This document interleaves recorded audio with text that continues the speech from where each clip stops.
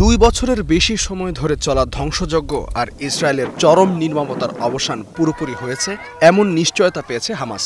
অন্যদিকে গাজা যুদ্ধবিরতির চুক্তি অনুমোদন দিল ইসরায়েলের পার্লামেন্ট নেসেট।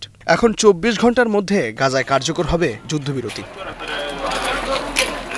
এর আগে একাধিকবার সাময়িক যুদ্ধবিরতি ভঙ্গ করে হামলা চালিয়েছে ইসরায়েল। এবারও যে তার ব্যতিক্রম হবে না এমন সন্দেহ রয়ে গেছে বলে মনে করছেন অনেক বিশ্লেষক।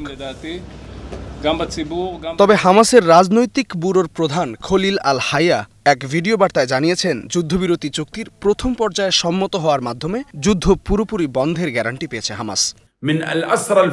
আমরা আমাদের মধ্যস্থতাকারী ভাই কাতার, মিশর ও তুরস্ক এবং মার্কিন প্রশাসনের কাছ থেকে গ্যারান্টি পেয়েছি, যা নিশ্চিত করে যে গাজায় যুদ্ধ সম্পূর্ণরূপে বন্ধ হয়েছে।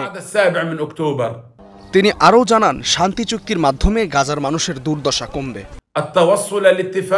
আমরা এমন একটি চুক্তিতে পৌঁছেছি যার মাধ্যমে স্থায়ী যুদ্ধবিরতি কার্যকর হবে। দখলদার বাহিনী প্রত্যাহার, মানবিক সহায়তা প্রবেশ, রাফাহ ক্রসিংয়ের উভয় দিকেই খুলে দেওয়া হবে এবং বন্দি বিনিময় শুরু হবে। জানা গেছে, যুদ্ধবিরতি পর্যবেক্ষণ ও সহায়তা নিশ্চিত করতে সিভিল মিলিটারি কোঅর্ডিনেশন সেন্টার নামে 200 সদস্যের গাজা টাস্ক ফোর্স স্থাপন করতে যাচ্ছে যুক্তরাষ্ট্র।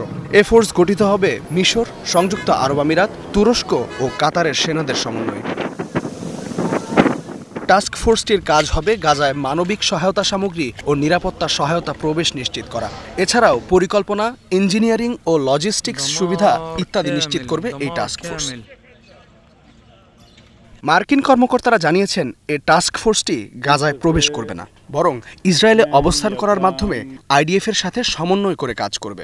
যুদ্ধবিরতি বাস্তবায়নকালে কোনো পক্ষই যাতে ফের সংঘাত বা সংকট সৃষ্টি করতে না পারে তা নিশ্চিত করবে এই task force. Istihadul Mahmud, star news.